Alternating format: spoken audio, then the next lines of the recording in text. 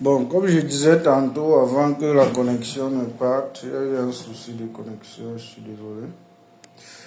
Je disais que l'autre jour, nous avions parlé des procédures préalables à l'importation d'une marchandise. Nous avions parlé de l'inscription au fichier des importateurs. Après l'inscription au fichier des importateurs, nous avions parlé de la levée de la DI, qui est l'intention d'importer auprès de la SGS. Et après, nous avions parlé de la procédure pour que la banque nous autorise le virement. Donc, on s'est arrêté au niveau où la BIAC dispose le fonds et les devises pour que la banque puisse faire le virement dans le compte du fournisseur. Alors aujourd'hui, nous allons continuer avec la procédure de dédouanement. Dès lors que la banque du fournisseur reçoit de l'argent, le fournisseur commence, dès lors que le fournisseur reçoit de l'argent, il commence avec la fabrication de la marchandise. Et comme nous avions dit tantôt, la fabrication de la marchandise se fait dans l'usine du fournisseur.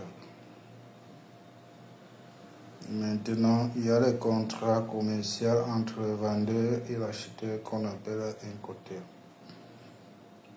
Dès lors que le fournisseur a fini la fabrication, selon la facture pour format, ils ont discuté, ils se sont entendus. Après la confirmation de la facture pour format, ils s'entendent au niveau de l'incoterm.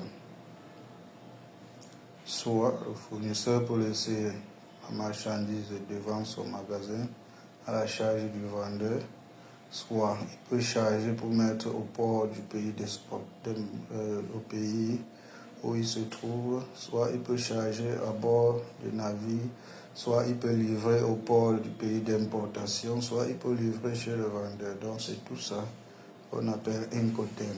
On avait essayé d'expliquer tout ça la dernière fois. Donc, quand le fournisseur charge la marchandise du client, le premier document qu'il édite, c'est le Bill of Lading, qui est encore appelé connaissement. Donc, c'est ce document qui prouve que la marchandise a été embarquée au port du pays d'exportation. Et c'est à partir de ce document que le client peut faire le tracking, à partir du numéro de connaissement et certains éléments qui peuvent faire le tracking pour savoir à quel niveau son conteneur se trouve. Donc, quand la marchandise a été embarquée et que le produit est en route, pour continuer la procédure, il faut qu'on travaille avec un transitaire, un commissionnaire en douane agréé. Là, le fournisseur doit nous envoyer la liste de colisage et la facture définitive pour que nous puissions continuer les procédures de dédouanement. Si le commissionnaire agréé en douane, il doit faire l'ordre transit, donc il doit ouvrir un dossier pour le client lambda. Et ce client doit prendre toutes les dispositions pour éviter les pénalités portuaires, qui est la surestarie et le stationnement. Au port de Douala, dès que le bateau arrive, on a 11 jours pour sortir le bateau. Dans le cas où après 11 jours la marchandise n'est pas sortie, le client est déjà facturé par le surestarie ou par le stationnement. C'est quoi le surestarie? Le surestarie, c'est quand La marchandise est encore dans le conteneur du fournisseur, parce que le fournisseur est censé livrer et retourner avec son conteneur pour travailler autre chose. Et le stationnement, c'est l'occupation du parc, l'occupation du port, l'occupation de l'endroit où le conteneur est stationné. Parce que des autres conteneurs doivent venir aussi se positionner.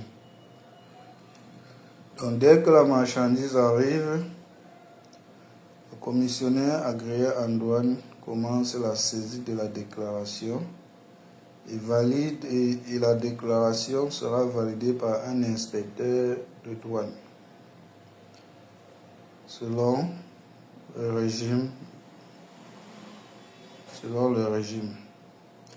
Importation, c'est IM4. Donc, si c'est validé, on paie toutes les factures qu'il y a à payer, on paie les frais de transport, on paie l'assurance locale et tout.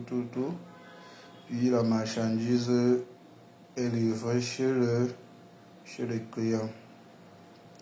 Après la livraison de la marchandise chez le client, on doit passer au calcul des prix.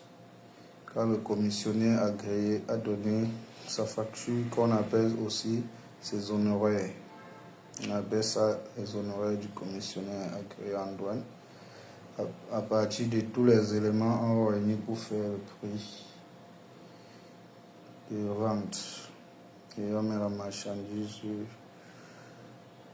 à la disposition des clients. Donc, nous nous arrêtons ici et nous allons introduire pour la prochaine étape